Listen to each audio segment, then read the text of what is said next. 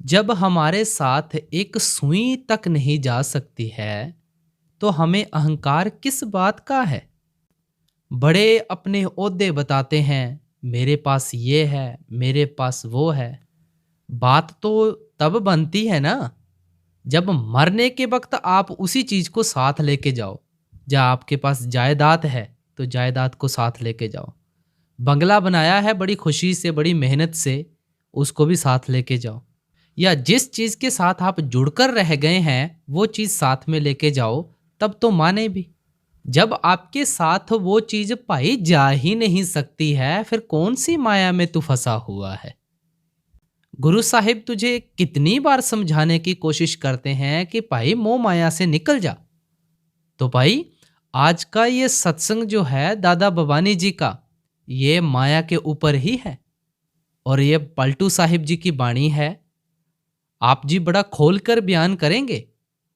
इस एक एक सत्संग की तुक को सुनते जाना और एक एक विचार दादा भवानी जी का अपने हृदय में धारण करना। तो आओ, बड़े ही प्रेम भाव के साथ इस सत्संग को श्रवण करते हैं। माया ठगनी जग ठगा,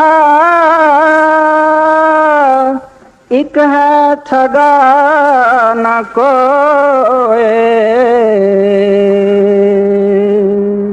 माया ठगनी जग ठगा, एक है ठगा न कोई। यह बानी पलटू साहब जी महाराज की बानी है। आप इस शब्द के अंदर माया का जिक्र करते हैं। सब संतों महात्मा अक्सर माया का हवाला देते हैं, और जितने हमारे धर्मी पुस्तक हैं, ग्रंथ हैं, उसमें भी माया का काफी जिक्र है। आज हम कोशिश करेंगे, देखेंगे कि ये क्या है, माया क्या है, और इसने कैसे इस दुनिया को परेशान किया है, और किस तरह से हम और परमात्मा के बीच में ये रुकावट होके खड़ी है। इसको आज विचारेंगे। कहते हैं माया ठगनी, माया बड़ी ठग है, महाठग है। जग ठगा, कहते हैं माया सारे जगत को, सबको ठगती है।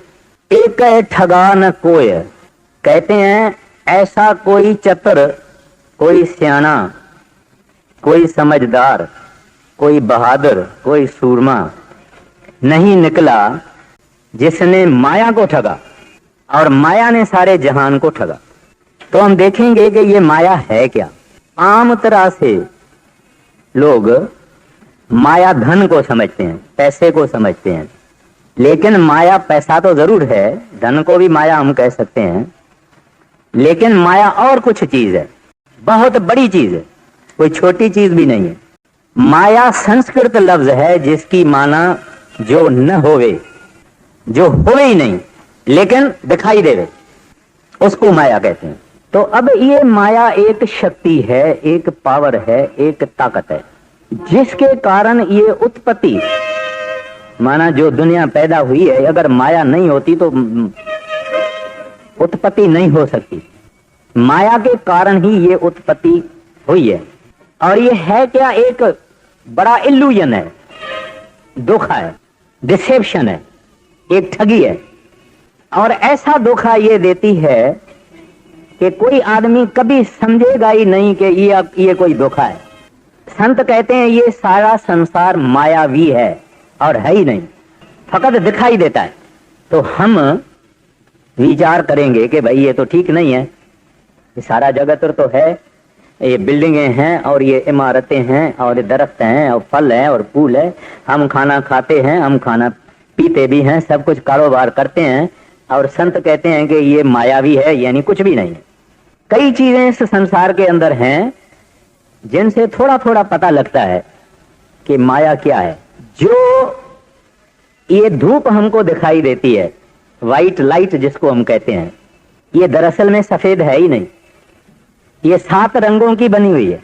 इसको जब एक प्रिज्म या कांच की एक प्रिज्म है, उनसे जब ये लाइट जाती है तो पर्दे पे 7 रंग लग जाते हैं।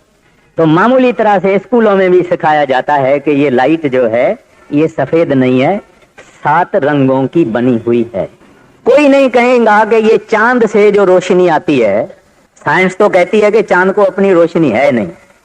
जैसे ये हमारी दुनिया है, पृथ्वी है, ऐसे वो भी एक पहाड़ों की और पत्थरों की चीज है। ऊपर सूरज का उसके ऊपर रोशनी आती है, वो रोशनी हमको मिलती है।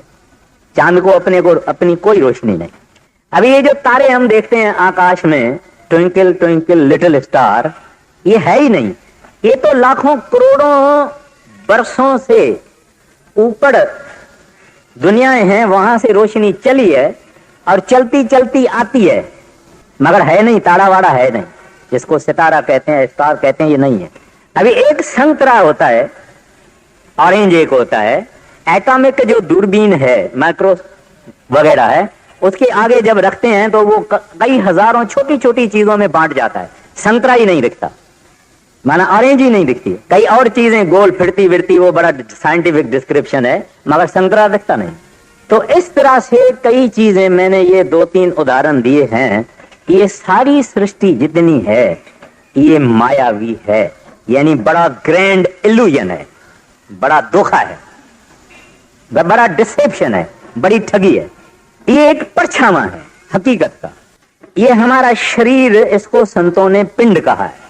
एक और चीज है जिसको अंड कहते हैं, एक और चीज है जिसको ब्रह्मांड कहते हैं, एक और है जिसको सचखंड कहते हैं। तो एक सचखंड ही माया से ऊपर है।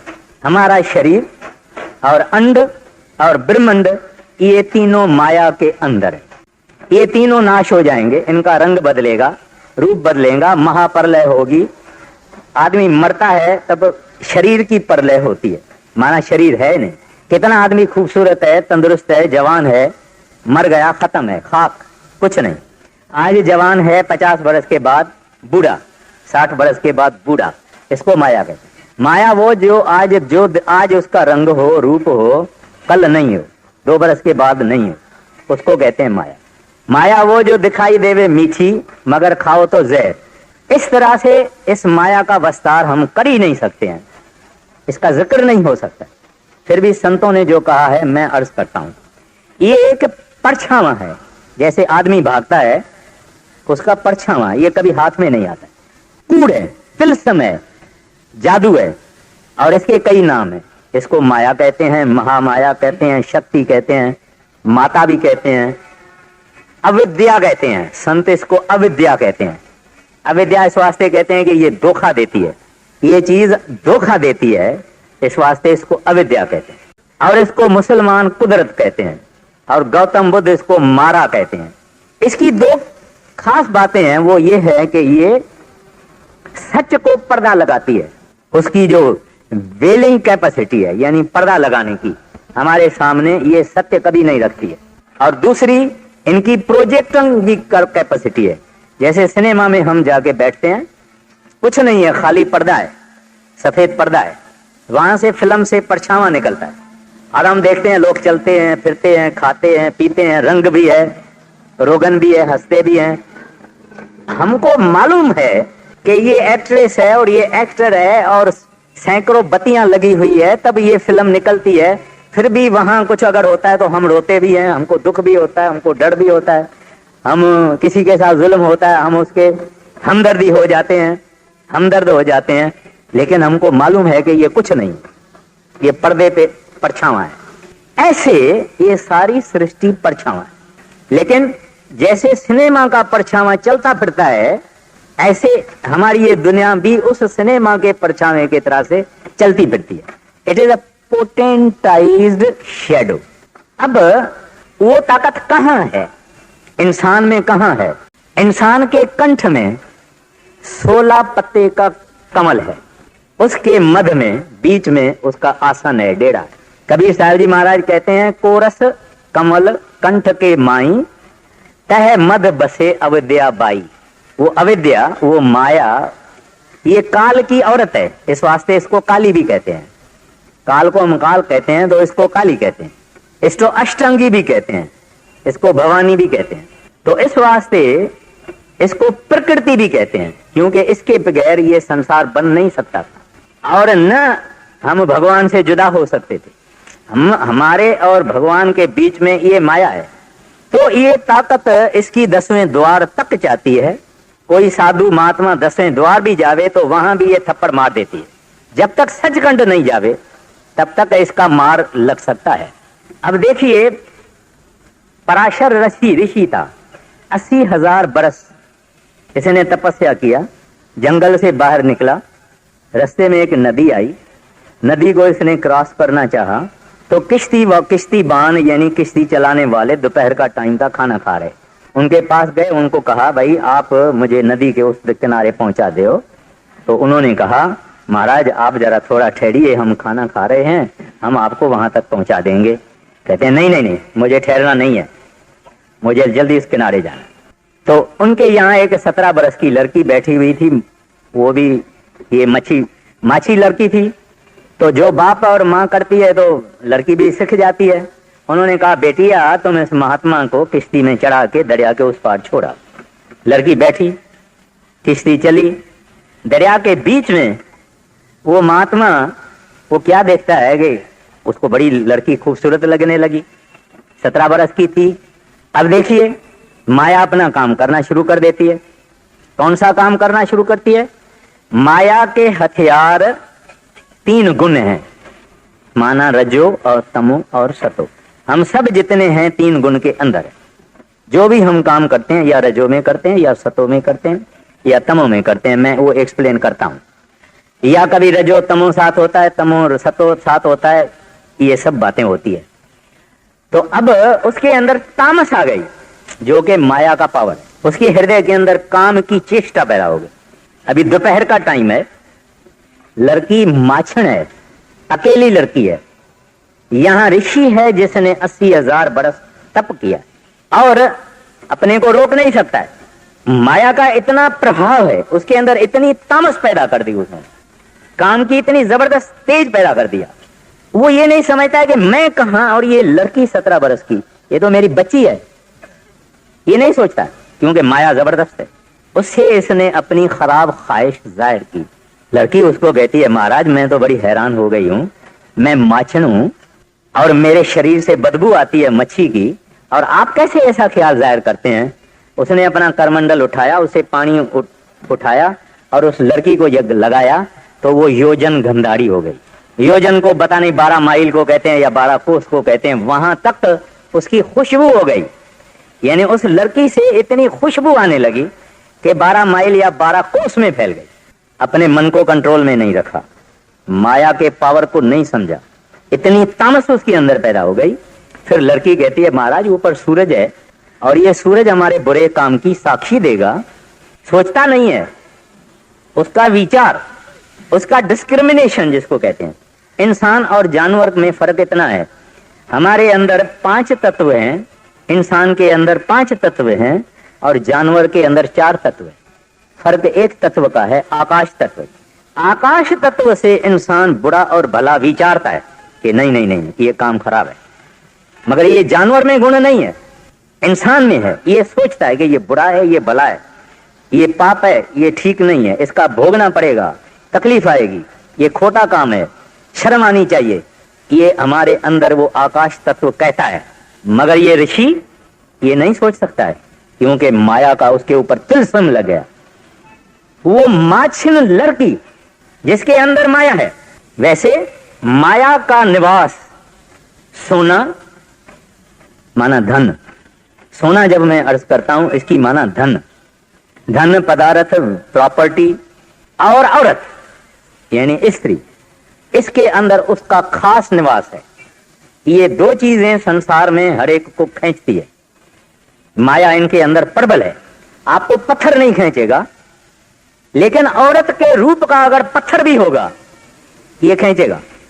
अगर औरत के रूप का ड्राइंग भी होगा, लीटा भी होगा कागज के ऊपर, तस्वीर भी होगी तो भी खींचेगी। और जिंदा औरत का सवाल ही नहीं है, क्योंकि उनके अंदर माया प्रबल है। और धन ऐसी चीज है कि हम सब हैरान और परेशान, सरगर्दान इस धन के पीछे हैं। सुबह से रात तक किसी की अच्छी चीज देखी, दिल कहती है ये मेरे पास भी होना चाहिए, ये काम माया का है। इसके पास इतना है, मेरे पास इतना क्यों नहीं, ये काम माया का है। तो काया और कंचन, कामनी और कंचन, ये सब संतों ने कहा इनके अंदर माया का खास निवास है और इनके अंदर एक जादू है, खेच है, हिप्नोटिज्म है जो इंसान को खींचती है। तभी ये इंसान सुबह से रात तक पसीना बहाता है, अपना खून भी बहाता है। इन दोनों के पीछे लड़ाई लगती है, बड़ी बड़ी लड़ाई लगती है। एक एक किसी राजकुमारी के पीछे बड़ी बड़ी लड़ाई लगी, हजारों वीर योद्धे मर गए फकत एक राजकुमारी के पीछे। तो ये माया जबरदस्त चीज है और ये शिव, विष्णु और ब्रह्मा, इनकी तीनों की माँ है। ये जो ये संसार पैदा करते हैं और चलाते हैं और मारते हैं। गुरु नानक साहब जी महाराज जप साहब के अंदर कहते हैं, एका माई जुगत वे आई तिन चेले परवान। एका माई यानी माया, जुगती से उसने उसको बचे हुए तीन, और वो ये तीन है शिव और विष्णु और ब्रह्मा। जप साहब में आया हुआ है, जिक्र मैं बड़ा नहीं करना चाहता। तो ये तीन लोगों पर इनका माता का असर है, लेकिन की हुई पैदा मालिक की है। ये कोई इंडिपेंडेंट ताकत नहीं है, ये रचना प्रभु की है। वागरू का ये खेल है, तमाशा है जो इंसान के समझ में नहीं आता, मगर पैदा किया हुआ है उसने। गुरु अर्जन साहब जी महाराज कहते हैं, ऐसी स्त्री एक राम उपाई जिन सब जग खादा, हम अपने गुर राखे भाई। कहते हैं सारे जगत को ये खाती है। कहते हैं गुरु के मेहरबानी से मैं बच गया, हम अपने गुर राखे भाई। इतना माया का जोर है। तो ये माया जो दिखने में आती है, समझने में आती है, लेकिन हम उससे बच नहीं सकते। हमको मालूम है कि हमारे पिताजी थे जितने भी, हर एक के बाप चला गया, पैसा सब यहां छोड़ गया, धन भी छोड़ गया, इमारत भी छोड़ गया, सब पदार्थ छोड़ गया। उनको हम अपने अपने टाइम से गर्दन पे उठा के शमशान भूमि में रख के आते हैं। फिर इनकी राख बन जाती है इतनी थोड़ी सी, एक आधा किलो, 1 किलो, फिर वो दरिया में फेंक के आ जाते हैं। अभी ये सबने देखा है, सबने किया भी है। कोई ऐसा शायद ही आदमी होगा जो शमशान भूमि में नहीं गया होगा, खासकर पुरुष। ये हम जानते हैं कि ये ले जाएंगे, हम नहीं।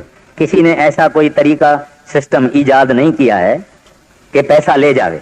अगर ले जावे तो फिर यहां रहे भी नहीं। ये हम समझते हैं, सोचते हैं, विचारते हैं। कबीर साहब की बाणी है, गुरु नानक साहब की बाणी है और संतों की बाणी है कि भाई ये तुम छोड़ के जाएगा, कुछ नहीं ले जाएगा, सुई भी नहीं ले जाएगा। और हमने देखा भी है, बड़े बड़े तकड़े जो एक एक पैसा संभाल संभाल के खर्च देते, वो सब छोड़ गए। फिर भी हम सुबह से रात तक इस पैसों को जोड़ रहे हैं। चोरी से, ठगी से, मकारी से, हर किस्म के धोखे से हम पैसा जमा कर रहे हैं, जो हमको मालूम है कि नहीं ले जाएंगे। कभी कभी हम सोचते भी हैं कि हाँ भाई बात तो बराबर है, हम नहीं ले जाएंगे। कुछ लोग तो किनारे पर हैं। अगर आदमी एक 50-60 बरस का हो तो क्या वो 100 बरस का होगा, 125 बरस का होगा, 150 बरस का होगा, 15, 20, 25 बरस रहेगा, वो खत्म है। फिर भी उनको देखो पैसा कैसे संभालता है और कैसे कमाता है, और दुकान पे कैश बॉक्स के बाजू में बैठा हुआ, और सुबह को पहले पहले कैश बैलेंस देखता है, स्टेटमेंट देखता है। ये सब हम करते हैं क्यों? क्योंकि माया का हमारे ऊपर जादू है। कई लोग बोलेंगे भाई धंधा हम छोड़ दें, फिर करें क्या? एक ये भी अंदर में हमको बहाना मिलता है कि हम और क्या करें। गवर्नमेंट भी 55 बरस तक, 60 बरस तक आदमी से काम लेती है, फिर बोलती है जाओ पेंशन में। पेंशन मिलने के बाद भी हम भजन नहीं करते, फिर कोई प्राइवेट नौकरी ढूंढना शुरू कर देते हैं, क्योंकि माया है। किसी का दोष नहीं, मेरा किसी के ऊपर इशारा नहीं है।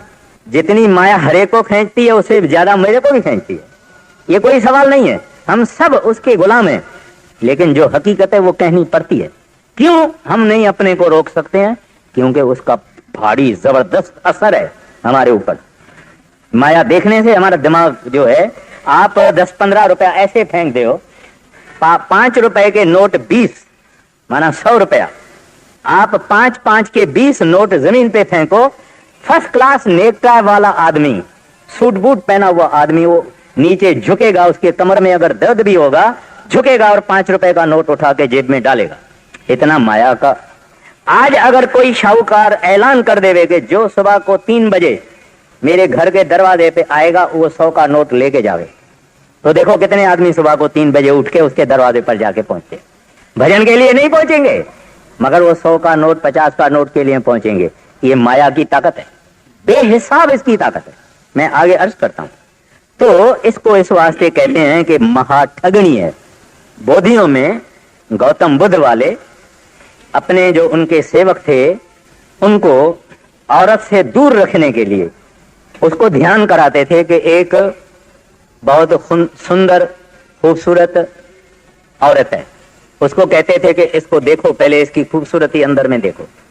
कहते हैं फिर देखोगे ये उम्र की बड़ी हो गई है, फिर देखोगे ये बूढ़ी हो गई है, फिर देखोगे ये बिल्कुल हड्डियां बच गई है, फकत काली हो गई है, बाल सफेद हैं, आंखें बंद है, और उसको ऐसा देखो।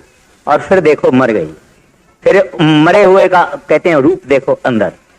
जवानी से बुढ़ापे और मौत तक इसका ध्यान करो, ताकि तुम औरत के तरफ न खींचे जाओ, क्योंकि ये औरत आखिर हड्डियों और मांस और खून और पानी और इस चीज की बनी हुई है। यानी बुद्धिज्म में ऐसा अपने सेवकों को अभ्यास करवाया जाता था ध्यान करने का, ताकि ये औरत के तरफ ख्याल न देवे।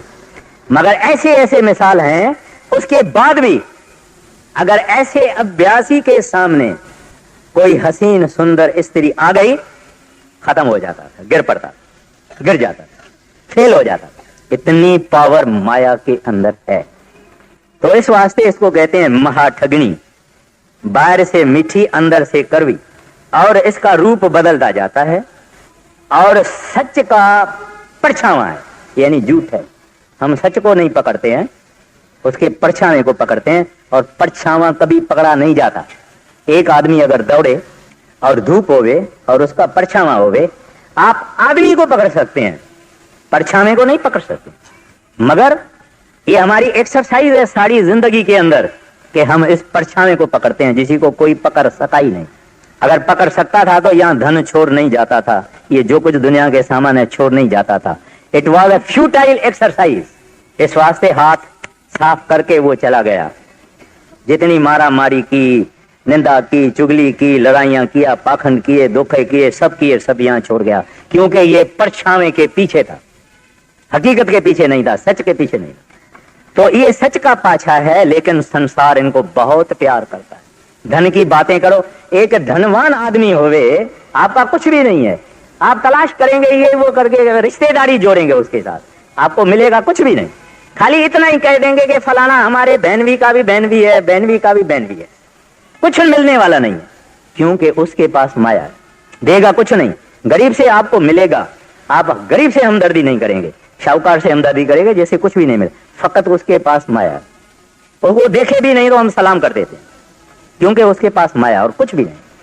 तो ये माया का पावर है।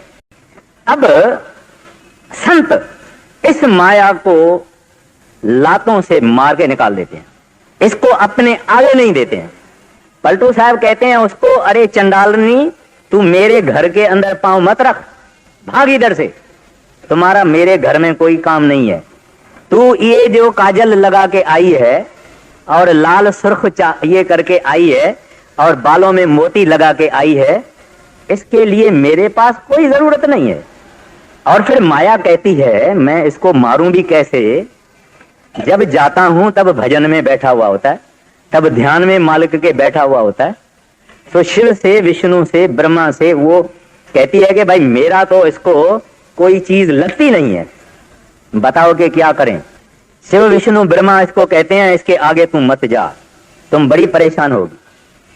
फिर पलटू उसको कहते हैं कि ये तुम्हारे नाज और नखरे मुझे कुछ नहीं करेंगे, मैं भी बानिया हूं। पलटू साहब बनिया थे, दुकानदार थे। कहते हैं मेरे को बाजार की नब्ज का मालूम है, और तुम मेरे दरवाजे से चली जाओ, मेरे आगे नहीं आ। कबीर साहब महाराज का जिक्र है। कबीर साहब धागा बनाते थे, काशी के अंदर जुलाहे थे और खादी बनाते थे। फिर 2 आने में 1 गज बेच के आ जाते थे। उस जमाने में 2 आना भी बहुत था, गुजारा हो जाता था, साधुओं को भी खिलाते थे, खुद भी खाते थे। एक दिन 2 घोड़े वाली गाड़ी, उसमें बैठी हुई एक महा सुंदर औरत छम छम छम छम छम छम करती आ गई, गाड़ी से नीचे उतरी, कहती है मेरे को जुलाहे से मिलना है। कबीर साहब बाहर आ गए, बोलते हैं क्या बात है। कहते हैं कि मेरे को ये जो आप कपड़ा बनाते हैं, ये मेरे को कपड़ा चाहिए, बहुत चाहिए, और इतने टाइम के अंदर चाहिए, और मैं आपको 8 गुना पैसा देऊंगी, जितने में आप बेचते हैं इसका 8 गुना देऊंगी। कबीर साहब ने देखा कि ये सुसरी है कौन, कहां से आई है, 8 गुना मेरे को पैसा देती है और टाइम भी लिमिटेड देती है कि इतने टाइम के अंदर बनना चाहिए। इसकी माना कि मैं न भजन करूं, न मैं सिमरन करूं, न मैं साधुओं की सेवा करूं, न हरि भक्ति करूं, और इसका ही मैं गुलामी करूं। अंतर ध्यान हो गए। अंतर ध्यान देख के कहते हैं ये तो खुद महामाया खड़ी है मेरे सामने। तो चाकू रखा हुआ था, वो धागा वागा काटते हैं ना, चाकू उठाया, बाहर जाके नाक भी काट लिया, कान भी काट लिया। ग्रंथ साहब के उनकी बात आती है, नाकों काटी, कानों काटी, काट कूट के दाढ़ी। फिर कहते हैं संतन की वैरन 3 लोक की प्यारी। 3 लोक की प्यारी है, सारी दुनिया उसको प्यार करती। संतन की वैरन है, संतों को खराब करने की कोशिश करती है पर संतों को खराब कर नहीं सकती। तो संतों को ये खराब कर नहीं सकती। क्यों नहीं करती है वो हम आगे आते हैं। अब इनको परमात्मा ने क्यों बनाया है? आजकल जो घोड़े की रेस होती है ये कुछ और नमूने की होती है। आगे आगे हम देखते थे घोड़ा जब दौड़ते थे तो उन घोड़ों के लिए रुकावटें रखते थे। कोई इतना बड़ा 4 फुट का 6 फुट का बैरियर रखते थे, घोड़ा उसके ऊपर छलांग लगाता था, उसको रुकावट करते थे, और रुकावट से बच के जब निकल जावे तब रेस जीतता था। तो ये उस मालिक ने इंसान के रास्ते में यानी परमात्मा तक पहुंचे उसके रास्ते में उसने रुकावट रख दी है। आसान नहीं रखा है काम कि ये जल्दी आ जावे मेरे पास, इसने ये रुकावटें रखी है। उसमें ये माया बड़े से बड़ी रुकावट है।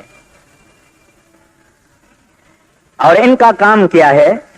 3 है इनका काम। एक तो हम नीचे रहें, माना ख्याल अपना नीचे रखें, आंखों से ऊपर न जाएं, क्योंकि सारा जितना संसार का सामान है, इन सामान को जब हम ख्याल में लाते हैं, ध्यान में लाते हैं, खरीद करने की कोशिश करते हैं, हासिल करने की कोशिश करते हैं, तब हमारा ख्याल नीचे जाता, ऊपर नहीं जाता। दूसरा, ये बाहर जाता है हमारा ख्याल, क्योंकि ये चीजें बाहर है, माया सब बाहर है। और तीसरा, फंसा के रखती है। लड़का अभी शादी हुई तो बीबी से मोह हो गया, बोलता है जल्दी जल्दी घर पहुंचो, जल्दी जाओ घर, क्योंकि इसको बीबी को देखना है। बीबी को देखने से खुश होता है, उससे मिलने से खुश होता है, बातचीत करने से खुश होता है। कोई शायद तोहफा उसके लिए, कोई साड़ी, कोई जेवर, कोई ये लेके जाता है। अभी शादी हुई है, इसका अटैचमेंट है। फिर बच्चा हो गया और अटैचमेंट हो गई, ये काम माया का। फिर बड़ा हो गया और अटैचमेंट हो गई। तो माँ बाप से पहले अटैचमेंट थी, यारों दोस्तों से और अटैचमेंट हो गई।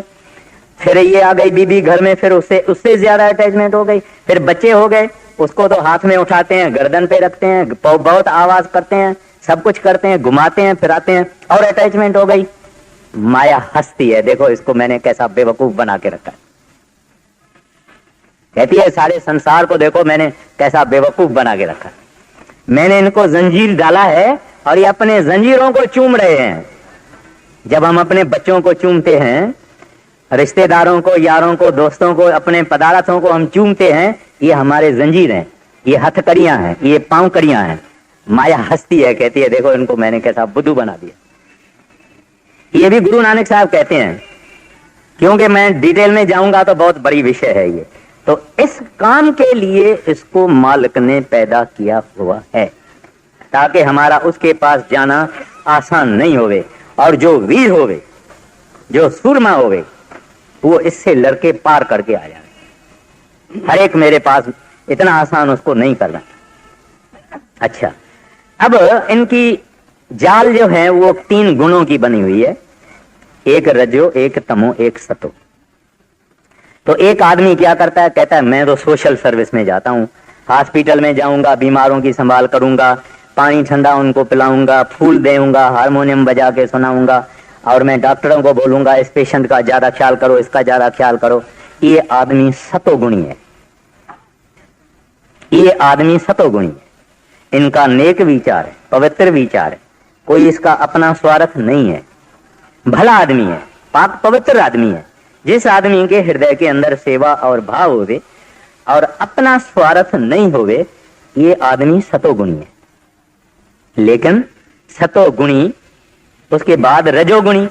रजोगुणी कौन होता है? सुबह को जाएगा, भागेगा, एकदम टाइम देखेगा, दफ्तर में जाएगा, सुबह को उसके अखबार पढ़ेगा, कोई हमारे काम की बात तो नहीं है, कोई हमारे को कोई चीज ऐसी अफेक्ट तो नहीं कहते, अब पहले सुबह को अखबार पढ़ेगा, फिर उठेगा, फिर दफ्तर में जाएगा, फिर वहां जाके अपनी करस्पॉन्डेंस देखेगा, फिर कई चीजें करेगा, लेकिन किसी का बुरा नहीं चाहता है, मगर काम करता है, एक्टिव है, मेहनती है, हार्ड वर्किंग है। इसको रजोगुणी कहते हैं। एक्टिविटी, 3 गुण है, वो कौन सा है? Tranquillity, activity, sloth. वो तमोगुणी है, जो कि सुस्त है, या सुस्ती करेगा या बुरे बुरे सोच और विचार, खराब, चोरी, ठगी, पाखंड, नीच विचार, वो तमोगुणी हुआ।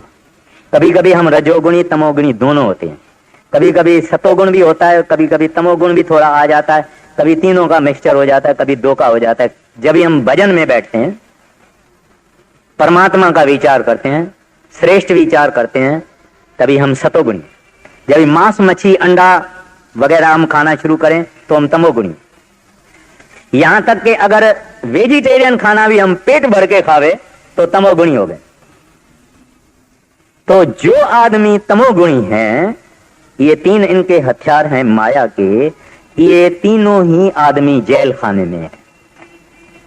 एक को लोहे की जंजीर है, दूसरे को चांदी की जंजीर है, तीसरे को सोने की जंजीर है, मगर है तीनों जंजीर के अंदर। इस वास्ते महाराज श्री कृष्ण अर्जुन को कहते हैं, त्रय गुण विषय वेदा निसत्रय गुण भवेत अर्जुना। है अर्जुन, तुम वेदों से ऊपर चला जाओ, क्योंकि वेदों में 3 गुणों का जिक्र है, और जो 3 गुणों के अंदर है वो बंधनों में, 3 गुणों से ऊपर चला जाओ। तो ये 3 बंधन माया के, ये इनके औजार हैं। और आदमी भला करेगा मगर तो भी फंसेगा, क्योंकि उसका फल मिलेगा, बुरा करेगा तो भी फंसेगा, क्योंकि उसका भी फल मिलेगा। तो ये 3 गुण इनके हथियार हैं, और इसके कारण ये हमारे आंखों के ऊपर पर्दा चढ़ा हुआ है। खूबसूरती देखी, जवानी देखी, पैसा देखा, धन देखा, सुंदरता देखी, हमारे को लालसा हो गई कि ये मेरे पास होनी चाहिए, ये मेरे पास होनी चाहिए। हजरत दाऊद, जिसको डेविड कहते हैं, ओल्ड टेस्टामेंट में, बाइबल में उसका जिक्र आता है। हजरत दाऊद, हजरत था यानी पैगंबर था। उस हजरत दाऊद ने एक दफा अपने महल में ऐसे ही ऊपर टेरेस पर टहल रहा था। राजाओं का महल तो थोड़ा ऊंचा होता था, बाकी आदमियों के छोटे ग्राउंड फ्लोर का स्ट्रक्चर होता था उस जमाने में। तो उसने ऊपर महल से देखा कि दूर थोड़ा सा उसके पड़ोस में ही एक बहुत खूबसूरत औरत स्नान कर रही है। उसने देखा, बड़ा कुछ उसको प्रभावित हो गया। He was deeply impressed। उसने कहा, भाई ऐसी महासुंदर तो मैंने औरत कभी नहीं देखी, इससे तो शादी करो। आदमियों को पूछा कि ये मकान किसका है, ये बताओ किसकी औरत है। उन्होंने आके जवाब दिया, महाराज ये एक हमारा सोल्जर है, सिपाही है अपनी फौज में, उसकी औरत है। ठीक है, तो कमांडर को बुलाया। उस कमांडर को बोलता है कि ये फलाना जो सिपाही है उसकी रैंक बढ़ा दे, उसको थोड़ा प्रमोशन दे दे। प्रमोशन दे दिया। फिर कमांडर को कुछ दिनों के बाद बुलाया कि इसको लड़ाई में भेजो। उसको लड़ाई में भेजा। इसकी नियत क्या थी कि ये मर जावे। उस वक्त में यहूदियों में ये सिस्टम थी कि जब आदमी जब तक जिंदा है तब तक उसकी औरत से कोई शादी नहीं कर सकता। उसको फौज में भेज दिया, कि इधर लड़ाई पर भेज दिया कि ये मर जाए, मगर मरा ही नहीं और कोई वीरता का काम करके आया। तो कमांडर को कहा कि इसको और ऊंचा ओहदा दे दे। फिर ऊंचा ओहदा दिया। 4 जगहों से वो फतेह याब होके, सक्सेसफुल होके, ट्रायम्फेंट होके आया। 5वीं जगह पे बड़ी खतरनाक लड़ाई थी। कमांडर को बोला इसके बीच में डालो इसको। उसके बीच में डाला, वो मर गया। फिर उसकी औरत से शादी कर दी। देखिए कहानी तो बहुत बड़ी है, बड़े महाराज जी सुनाया करते थे ये बात। तो एक राजा, एक कॉमनर, एक मामूली एक सोल्जर है, उसकी औरत स्नान कर रही है। राजा के पास क्या नहीं होता, कितनी औरतें नहीं होती है और क्या क्या खूबसूरती वो नहीं हासिल कर सकता है, लेकिन माया जबरदस्त है। वो अंध का पर्दा लगा देती है इंसान के आगे, आदमी अंधा हो जाता है, आदमी की होश चली जाती है। उनको भगवान ने, मालिक ने बहुत तकलीफें दी है दाऊद को इस खोटे काम के लिए, लेकिन माया जबरदस्त, बड़े बड़ों को वो गिरा देती है। तो इस वास्ते ये हम 3 गुणों के अंदर चल रहे हैं। तो 3 गुणों के अंदर जब हम चल रहे हैं तो हमारा छुटकारा कैसे होगा? कैसे होगा? छुटकारे का एक ही तरीका है, वो ये तरीका है कि किसी संत महात्मा से नाम की बख्शीश लेके और नाम की भक्ति करनी, संत सतगुरु की भक्ति करनी, तब छुटकारा होगा। भक्ति औरत है, फेमिनाइन है, मोन्स है, और माया भी मोन्स है। औरत औरत के ऊपर आशिक नहीं होती है, आप ही एक ख्याल में रखना पा। तुलसी साहब ने भी, तुलसीदास ने भी अपने तुलसी कृत रामायण में रखा, लिखा है ये बात कि माया औरत है, फेमिनाइन है, और भक्ति भी औरत है, फेमिनाइन है। स्त्री पुरुष के ऊपर चली जाती है, पुरुष स्त्री के ऊपर चला जाता है। इस वास्ते माया स्त्री के ऊपर, माना जो भक्ति है, भक्ति करने वाले के आगे नहीं जाती, और जो नाम की भक्ति करता है वो 3 गुणों से ऊपर चला जाता है। अभी मैं अर्ज करता हूं कि जुदा जुदा संतों ने और जुदा जुदा महात्माओं ने इस माया के लिए क्या क्या कहा है। पैसे और औरत के पीछे आदमी गिर पड़ता है जल्दी, तो इस वास्ते कहते हैं माया ममता मोहिनी जिन विण दंता जग खाया, मनमुख खादी। कहते खाती किसको है? मनमुखों को, जो मन के कहने पर चलते हैं। मनमुख खादी गुरमुख उबरे जिन्नी सच नाम चित लाया। कहते हैं मनमुखों को तो वो खा लेती है बगैर चबाने के, और जिन्होंने सच नाम से चित लाया उनको नहीं खा सकती। उनके लिए वो लोखन है, लोहा है, फौलाद है, उनको कोशिश नहीं करती है। फिर पलटू साहब जी महाराज कहते हैं सरपनी ते ऊपर नहीं बलिया, उसको नांगन कहते हैं। कहते हैं इससे बलवान और कोई नहीं है। सरपनी ते ऊपर नहीं बलिया जिन ब्रह्मा विष्णु महेश छलिया। कहते हैं ब्रह्मा विष्णु महेश को भी उन्होंने छल कपट करके उड़ा दिया। बाबा जी महाराज अपने परमारथी पत्रों में महाराज जी को चिट्ठी लिखते हैं। महाराज जी को लिखते हैं हर एक आदमी माया के आग में जल रहा है, सब जीव रात और दिन कबाब के तरह से पक रहे हैं। सब जीव दिन और रात माया रूपी अग्नि में कबाब के तरह से पक रहे हैं। इसमें कोई एग्जेजरेशन नहीं है। अगर हम सेल्फ एनालिटिकल बने, हम देखेंगे हमको कितनी माया खींचती है, तो हम इनकारी नहीं हो सकते हैं कि कबाब के तरह से माया की आग में हम दिन और रात जल रहे हैं। ये बाबा जी महाराज चिट्ठियों में अपने लिखते हैं। शंकर आचार्य जी बड़े महात्मा हो गए हैं। वो क्या कहते हैं? कहते हैं हर एक जीव जगत और परमात्मा असल में एक है, यानी इसेंस एक है। लेकिन इस माया के कारण हम कहते हैं ये आईनेस या मैं या ईगो या हो मैं, कहते हैं हम एक, परमात्मा भी एक है, उसका जगत भी एक है और इंसान भी एक है, तत्व एक ही है। लेकिन इस माया ने ऐसा खेल बनाया है, कहता हूं नहीं मैं। आम तरह से लोग महाराज जी से सवाल पूछते हैं हम सचखंड में चले, फिर सचखंड में जब हमारी इंडिविजुअलिटी नहीं रहेगी, सचखंड में क्या फायदा? जब बूंद सागर में मिलके सागर ही बन गई तो बूंद को क्या फायदा हुआ? यानी लोग अपनी इंडिविजुअलिटी को, अपने अहम को, अपने ईगो को इतना प्यार करते हैं कि इनको छोड़ना नहीं चाहते। लेकिन ये भी माया का जादू है कि ये मैच करता है। इस तरह से वाणी कहती है आस त्रास माई अत फंसी। ये स्वामी जी महाराज कहते हैं इंसान आस और त्रास माई अत फंसी, देख देख तिस माया हंसी। माया देखती है, देखो इसकी ख्वाहिशें, ये ख्वाहिशें करता जाता है, ख्वाहिशें करता जाता है। ये मूर्ख देखो ख्वाहिशें छोड़ता नहीं है, क्योंकि ख्वाहिश जब खत्म हुई आदमी गया, दुनिया में नहीं रहता। जिस आदमी को डिजायरलेसनेस की स्टेज आ गई, यानी कोई ख्वाहिश नहीं, कोई तमन्ना नहीं, कोई आरजू नहीं, कोई चाहना नहीं, वो आदमी यहां दुनिया में नहीं रह सकता, सीधा चला जाएगा, उसको कोई चीज रोक नहीं सकती। ये ख्वाहिशें, आरजुएं, तमन्नाएं, एम्बिशंस, इनसे तो हम जकड़े हुए हैं, यहां बांधे हुए हैं। तो स्वामी जी महाराज कहते हैं कि माया कहती है देखो ये रोज रोज ख्वाहिशें करते हैं, तमन्नाएं करते हैं, आरजुएं करते हैं, एम्बिशन कहते हैं, देख देख तिस माया हंसी, माया हंसती है, देखते है, कहते हैं देखो कैसे है, अपने आप को बांधते हैं, मैंने ऐसी जाल बनाई है कि ये छूट नहीं सकते। तो सरदार बहादुर जी महाराज कहते हैं कि सब जितने रूप हैं, सुंदरता है और कशिश है दुनिया में, ये सब माया है और जो बरम है, ये सब माया है और जो बरम है। और आगे कहते हैं ये जाल इतनी खूबी से बनाई गई है कि इसके अंदर से कोई छूट नहीं सकता, सवाए नाम और गुरु भक्ति से। तो ये माया जो है इसका ऐसा हाल है।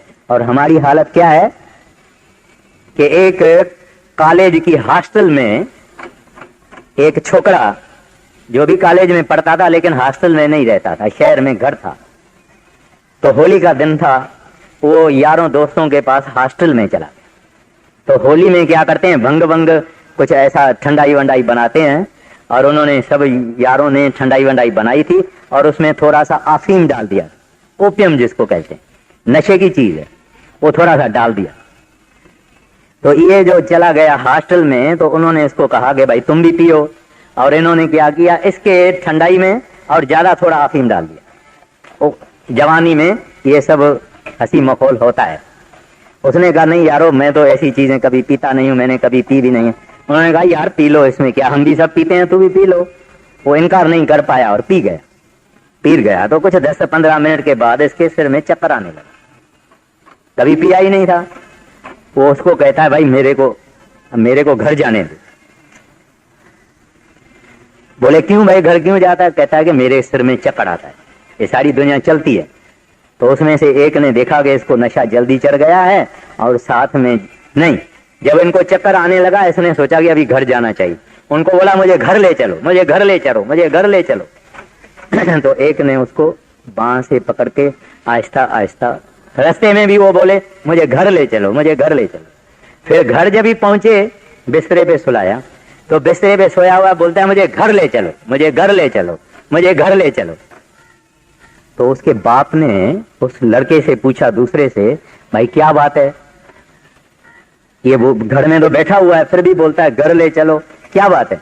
कहते हैं इसको हमने ठंडाई पिलाई है, उसमें जरा अफीम डाल दिया है, और इसके कारण आज होली का दिन है। तो पिताजी सियाना था, उसने छाछ दही की मंगा ली और उसको पिला दी। तो वो छाछ जो है वो एंटीडोट है, वो अफीम खाने वाला छाछ पीता है तो नशा उड़ जाता है। जब उनका थोड़ा थोड़ा होश आने लगा तो भी वो बोलने लगा मुझे घर चलो, मुझे घर ले चलो, मुझे घर ले चलो। उसका बाप बोलता है बेटा तू घर में बैठा हुआ है, बोला मुझे घर ले चलो, मुझे घर ले चलो। फिर थोड़े टाइम के बाद उसको जब पूरी होश आ गई तो उसने देखा कि ये मेरा तो पलंग है, ये मेरा बेड है, ये मेरा तकिया है, सब कुछ है। तो इसने मुझे घर ले चलो बोलना बंद कर दिया। अब बात क्या थी, नशा जब तक था तभी ये बोलता था मुझे घर ले चलो। जब नशा उतर गया तो उसने देखा कि मैं तो अपने घर में हूं। तो ये माया भी इस तरह से हमको एक चढ़ा हुआ नशा है। जब नाम की हम भक्ति करेंगे, जब नाम की हम कमाई करेंगे, तो ये माया का पर्दा हटेगा, ये माया का नशा हटेगा। फिर हमको पता लगेगा कि माया क्या चीज है, हम कहां फंसे हुए थे, हम हैं क्या, हम तो अपने घर में ही बैठे हुए हैं। जब माया का नशा उतरे, ये फकीर लोग क्यों नहीं माया इनको खींचती है? जब बादशाह सिकंदर आजम यहां आया था तो उसने सुना था कि भाई यहां एक बड़ा कामिल फकीर रहता है। तो अपने फौज के कमांडर को भेजा कि उस फकीर का मुझे दर्शन कराओ। वो फकीर के पास गए, कहते हैं भाई राजा आपका दर्शन करना चाहते। कहते हैं भाई मेरे को तुम क्यों तंग करते हो? कहते हैं भाई बादशाह तुम्हारा दर्शन करना चाहता, तुम बादशाह के पास नहीं चलते हो, सारा हिंदुस्तान उसने ले लिया। किसी भी तरह से वो फकीर बेचारा गया, बादशाह के सामने गया, बादशाह उसको देखा, बादशाह उसने मेहरबानी उसकी मानी कि आप तकलीफ लेके आए हैं और हम बहुत खुश हैं, और आप बोलो तो ये सारा जितना शहर है इसका पट्टा मैं तुमको लिख के दे दूं, माना सारे शहर का तुमको राजा कर दूं। बोलते हैं नहीं मुझे कोई राजाई वाजाई, ये शहर का राजा नहीं बनना। बोले और जो चीज तुम मेरे से मांगो मैं देने को तैयार हूं। मैंने तुम्हारा दर्शन करके मैं निहाल हो गया। तो वो फकीर पता है क्या कहता है? कहता है एक ही चीज तेरे से मांगता हूं कि मेरे पास कभी कोई आदमी नहीं भेजना, मेरे को मालिक की जो मैं भक्ति कर रहा हूं उसमें कोई रुकावट नहीं चाहिए। अभी देखिए जिसने माया के पर्दे को फाश फाश कर दिया, जिसको माया नहीं खींच सकती है। हम अगर होवे तो सिकंदर बादशाह को कहे ये शायर देता है, कहते हैं तुम एक गली दे दो हमारे को तो ही काफी है, शहर की कोई जरूरत नहीं है। कहने का मतलब यह है कि क्योंकि इन्होंने संतों ने महात्माओं ने माया का पर्दा हटा दिया, इस वास्ते माया इनको खींच सकती नहीं है। अब देखिए पलटू साहब जी महाराज क्या कहते हैं। माया ठगनी जग ठगा, एक है ठगा न कोई, एक है ठगा न कोई, लिए त्रिगुण गासी, सुर नर मुनि दे डिगाए, करे सबकी हांसी। अब फरमाते हैं लिए हैं त्रिगुण घासी। एक शस्त्र होता है, हिंदू फकीर साधु उठाते हैं जिसको त्रिशूल बोलते हैं, इस तरह से होता है, और एक बीच में होता है, इसको त्रिशूल बोलते हैं। कहते हैं माया के पास एक शस्त्र हैं जिनको 3 पॉइंटेड वो शस्त्र हैं। कहते हैं ये इनका बड़े से बड़ा हथियार है। वो कौन सा? गुण। या आदमी सतोगुण में रहता है, या आदमी रजोगुण में रहता है, या आदमी तमोगुण में रहता है। जब तमोगुण में रहता है बुरे काम बुरा विचार करता है, फंसेगा। रजोगुण में यानी एक्टिविटी कारोबार मेहनत करेगा तो भी फंसेगा। जो काम सिवाय भक्ति के अपने को अपने हृदय पे ये छोटी सी बात विचार भी करनी चाहिए और हृदय में रखनी भी चाहिए। जितना दुनिया का काम हम करते हैं सिवाय भक्ति के, सिवाय नाम भक्ति और गुरु भक्ति के, वो सब दूसरे जन्म का बीज डालना है। मैं फिर एम्फसाइज करता हूं, जितना दुनिया का काम हम करते हैं चाहे नेक चाहे बुरा, सिवाय प्रभु की भक्ति के, वाहगुरु की भक्ति के, परमात्मा के भक्ति के, वो काम बीज है दूसरे जन्म के लिए। माना वो काम हमको यहां वापस लाएगा। एक ही चीज है जो इस सब जड़ को नाश करने वाली है, माया को भी नाश करने वाली है, सबको नाश करने वाली है, वो है नाम भक्ति, गुरु भक्ति। ये सब नाश करने, ये दूसरे जन्म में नहीं ले जाएगी, ये इस वाहगुरु के चरणों में ले जाएगी। जिसको गुरु नानक साहब जी महाराज कहते हैं, सबना जिया का एको दाता सो मैं विसर न जाई। वो जो नाम भक्ति करने वाला है उसको सब विसर जाता है, लेकिन नाम नहीं भूलता है, परमात्मा नहीं भूलता। गुरु ना हमारी क्या हालत है? सब भूलता है, माना सब याद है, एक नाम भूला हुआ, एक भक्ति भूली हुई है, एक गुरु भूला हुआ। पहली पातशाही गुरु नानक साहब जी महाराज कहते हैं, झूठी माया सब जग बाध्या, मैं राम रमत सुख पाया। कहते हैं सारा जग झूठी माया के चक्कर में बंधा हुआ है, मैं राम रमत सुख पाया, मैं राम में रम के और सुख पाया हूं। कहत कबीर पंच को झगड़ा, झगड़त जन्म गंवाया। कहते हैं पंच का झगड़ा है, ये काम क्रोध लोभ मोह का झगड़ा है। कहते हैं इनमें ये इंसान फंसा हुआ। दूसरी एक जगह गुरु नानक साहब जी महाराज कहते हैं, माया मोह सगल जग छाया, छाया यानी परछावा यानी शैडो। कहते हैं माया का जो मोह है ये परछावे का मोह है।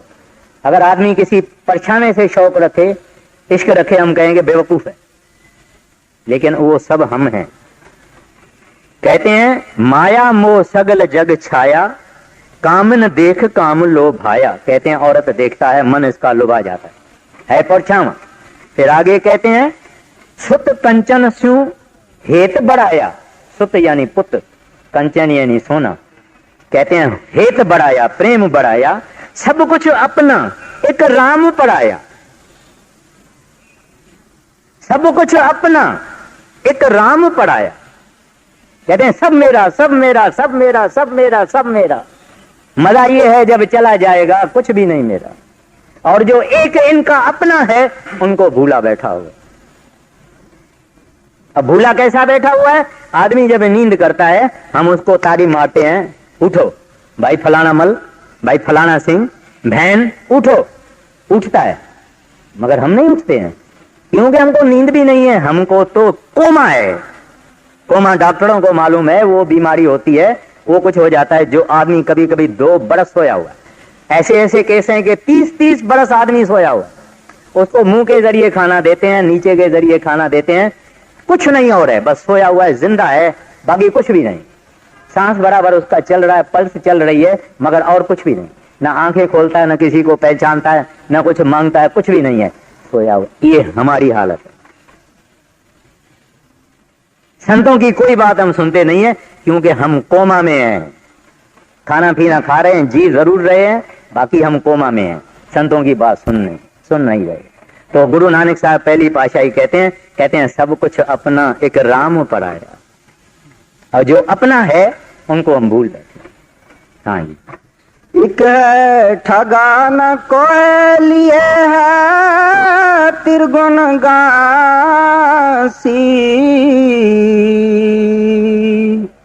सुर नर मुनि दे डिगाए करे ये सबकी हांसी।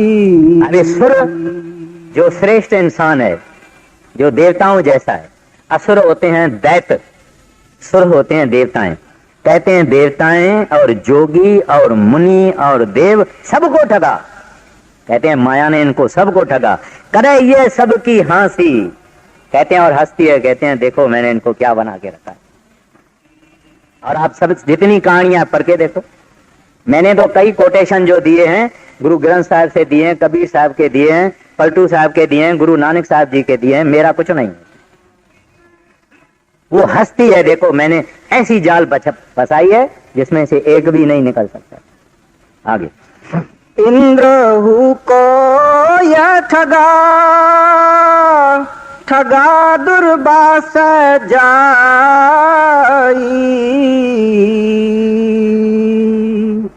नारद मुनि को ठगा चली ना कछु चतुराई।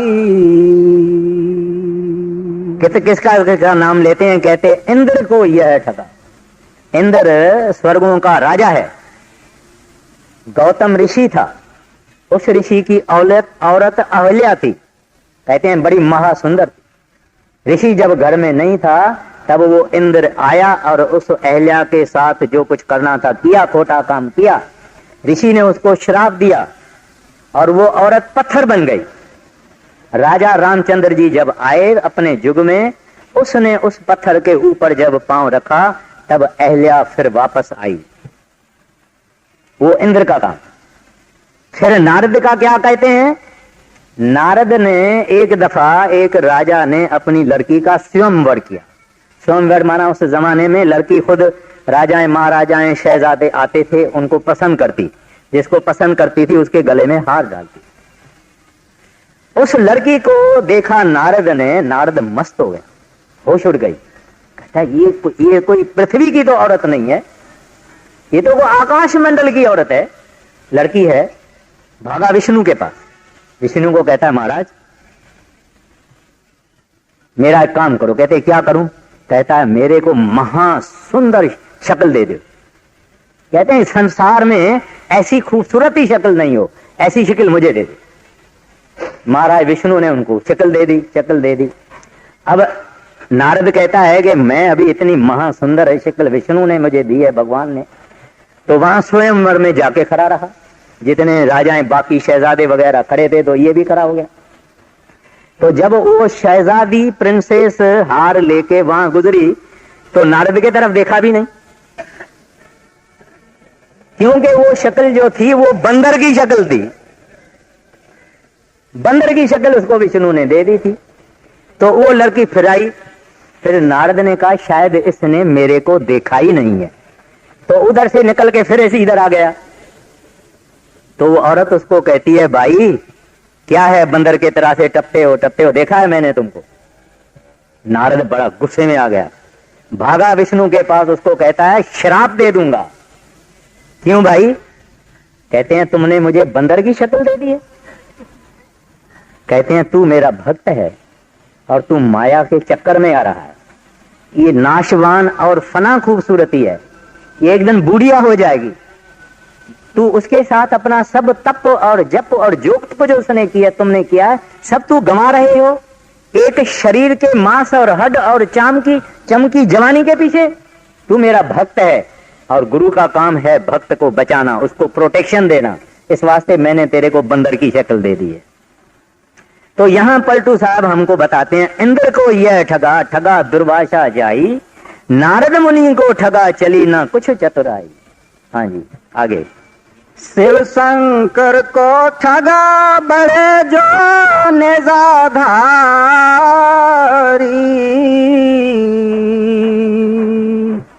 सिंगी ऋषि जवान बीच के बन में मारी। मैंने श्रृंगी का भी आपको मालूम है और सब इनका मालूम है। कहते हैं शिव को भी ठगा, श्रृंगी ऋषि को भी ठगा। आगे। पलटू को सो ठगा जो सच्चा भक्ता हो,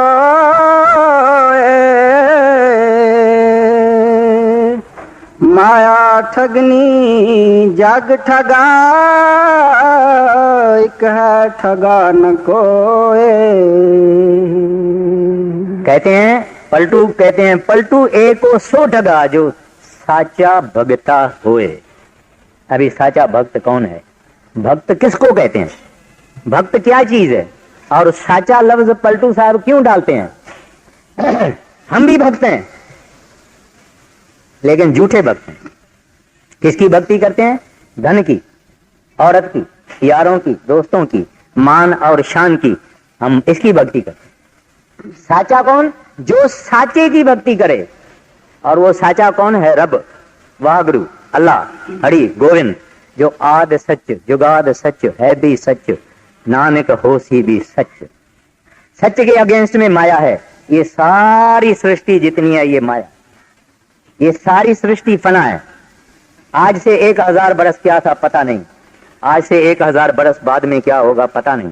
आज जो जवानी है बुढ़ापा हो जाएगा, आज जो बच्चा है वो कुछ दिनों के बाद जवान हो जाएगा। आज हम बैठे हुए हैं 150 बरस के बाद एक भी नहीं रहेगा और ही जनता बैठी हुई होगी। इसको कहते हैं मायावी। कहते हैं इस वास्ते फना की भक्ति छोड़ दो, कूड़ की भक्ति छोड़ दो, माया की भक्ति छोड़ दो, एक साचे की भक्ति करो और वो साचा रब। और वो रब जब मेहरबान होवे, जब साहब में क्या आता है? एको सत्य नाम करता पुरख निर्भव निर्वैर अकाल मूर्त अजूनी संभव गुरु प्रसाद जप। वो गुरु हमको मिला और उस सतगुरु ने बड़ी दया वो मेहर करके हमको प्रसाद दे दिया है नाम का। और करना क्या है? 5 बरस का बच्चा भी कर सकता है।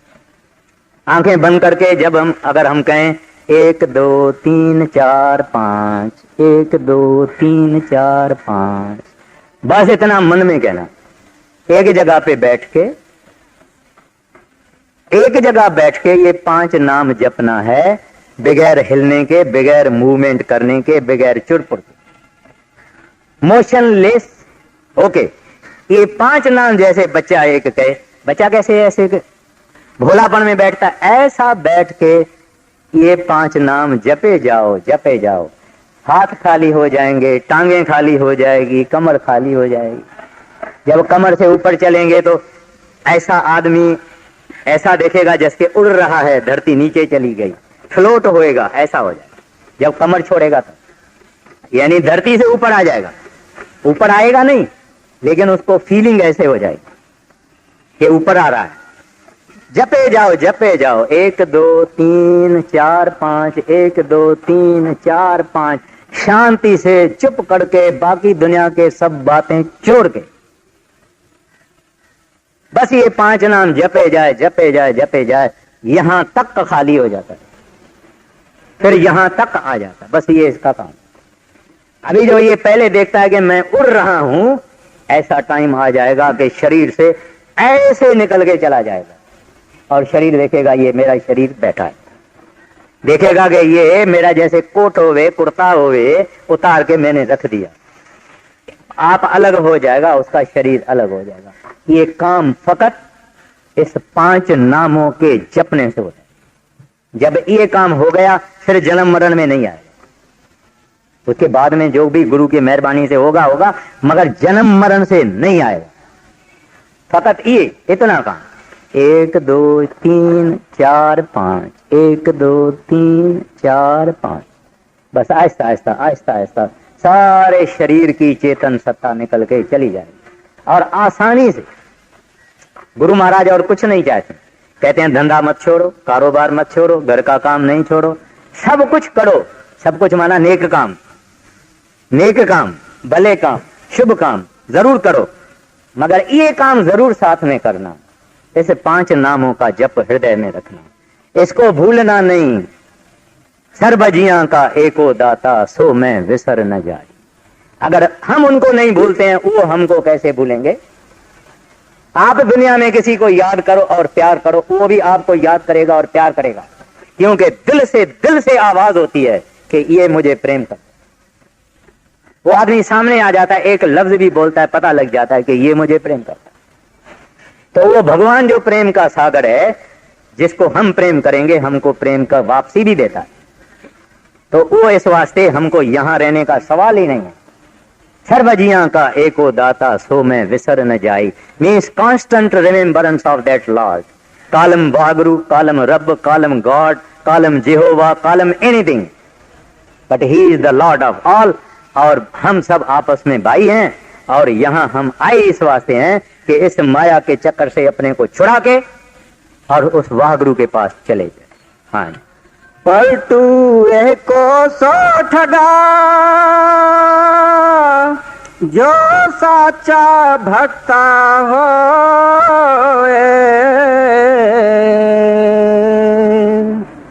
माया ठगनी जग ठगा, एक है ठगा न कोई।